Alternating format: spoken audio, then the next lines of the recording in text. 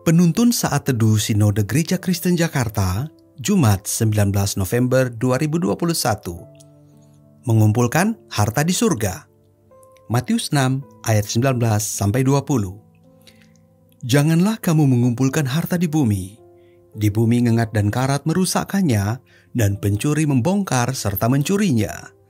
Tetapi kumpulkanlah bagimu harta di surga.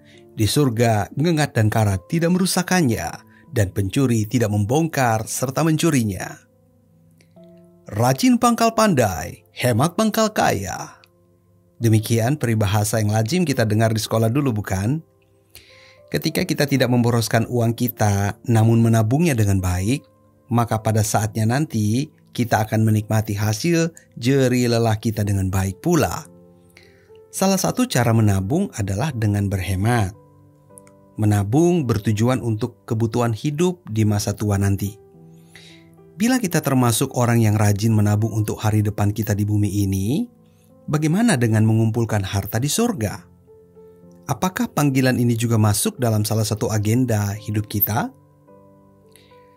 Nas bacaan hari ini adalah sebuah ingat-ingatan dari Tuhan Yesus tentang bahaya mengumpulkan harta di bumi tanpa mengingat Tuhan.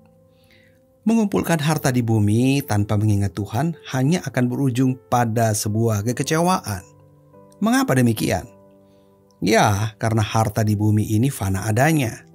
Seandainya saja kita memiliki harta kekayaan yang melimpah, ingatlah bahwa hidup kita ini hanya sementara. Semua harta yang kita kumpulkan hingga bergunung-gunung tak bisa kita bawa mati. Inilah yang disebut sementara atau fana. Hal lain yang harus kita ingat adalah bahwa harta yang kita kumpulkan selama bertahun-tahun bisa raib atau habis dimakan oleh persoalan dan bencana dunia ini. Sebut saja badai COVID-19. Ini telah menjadi seperti ngengat dan karat yang memakan segala jerih lelah manusia dewasa ini, bukan? Banyak kisah pilu tentang hal ini. Inilah yang disebut sementara atau fana itu. Ketika manusia bersandar atau mengandalkan masa depan hidupnya pada harta yang telah dikumpulkannya di bumi tanpa mengingat Tuhan, maka manusia akan kecewa ketika tahu bahwa semua harta yang ia kumpulkan tidak dapat menolongnya.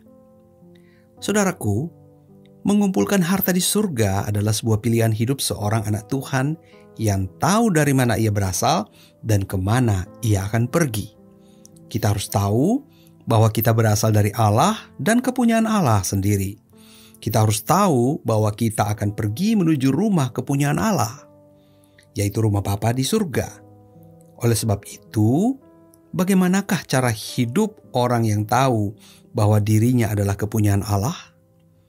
Yaitu hidup yang menyadari bahwa semua yang kita miliki adalah kepunyaan Allah yang dititipkan kepada kita. Bagaimanakah cara hidup orang yang tahu bahwa dirinya sedang menuju rumah Bapa di surga? Yaitu hidup yang menyadari bahwa hidup kita adalah untuk menyenangkan Bapa kita di surga. Dan bila Kristus menyuruh kita mengumpulkan harta di surga, maka sebagai milik kepunyaannya, kerjakanlah dengan setia. Orang percaya yang sadar bahwa dirinya adalah kepunyaan Allah akan tahu memberi persembahan terbaik kepada Allah, Sang Pemilik kehidupan ini. Tuhan Yesus memberkati.